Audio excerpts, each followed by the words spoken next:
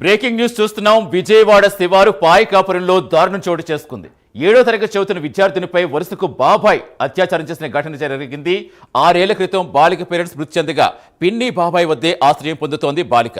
అయితే బాలిక అనారోగ్యంగా ఉండడంతో వైద్య పరీక్షలు చేయగా గర్భం దాల్చినట్టుగా వైద్యులు నిర్ధారించారు. దీంతో బాబాయే తనపై అత్యాచారం చేశాడని నున్న గ్రామీణ పిఎస్లో బాలిక ఫిర్యాదు చేస్తుంది. ఈ ఘటనపై పోక్సో యాక్ట్ నమోదు చేసి పోలీసులు విచారణ చేస్తున్నారు.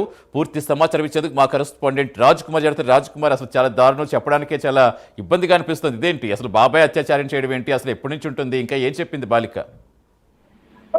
సతీష్, ముఖ్యంగా కనుక చూస్తే విజయవాడ శివారు పాయకాపురం ప్రాంతంలో దారుణమైనటువంటి ఘటన చోటు చేసుకుంది. ఏదైతే ఈ నున్న పోలీస్ స్టేషన్ పరిధిలో ఉన్నటువంటి ఒక ఇంట్లో దారుణమైనటువంటి సంఘటన చోటు చేసుకుంది. దాదాపుగా ఒక బాలిక ఏదైతే నున్న పోలీస్ స్టేషన్ లో కంప్లైంట్ ఇచ్చినట్లు కూడా తెలుస్తుంది. నిన్న సాయంత్రం బాలిక ఫిర్యాదు మేరకు కేసు అయితే నమోదు చేశారు.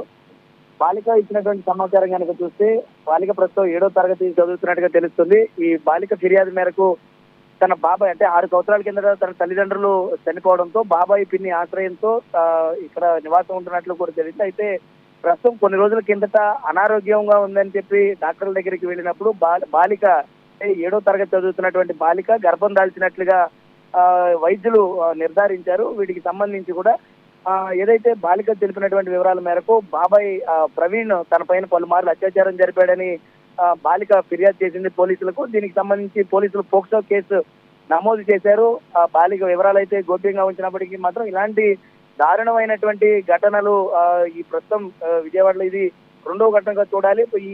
ఈ నెలలోనే కొన్ని రోజుల కిందట ఇదే తరహాలో ఉన్నటువంటి ఒక ఘటన వెలుగు చూసింది. అయితే ప్రస్తుతం ఈ పోలీస్ స్టేషన్ కి సంబంధించి అతను పరారీలో ఉన్నట్లుగా కూడా పోలీసులు తెలిపారు.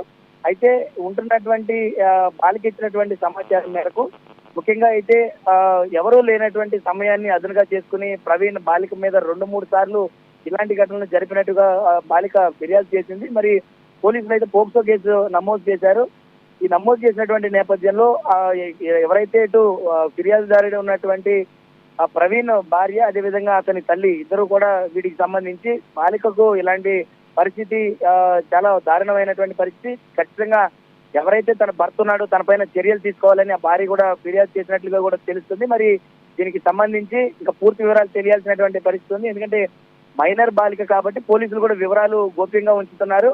వీటికి సంబంధించి మాత్రం ఇంకా పూర్తి వివరాలు అయితే తెలియాల్సినటువంటి విషయంగా ఉంది. ప్రస్తుతం మొన్న SHO నుంచి దీనికి సంబంధించిన వివరాలన్నీ కూడా వెలుగులోకి వచ్చాయి. పోలీసులు అయితే మాత్రం దీనికి దర్యాప్తు చేస్తున్నారని చెప్పుకోవచ్చు. Satish, right, thank you Raj Kumar.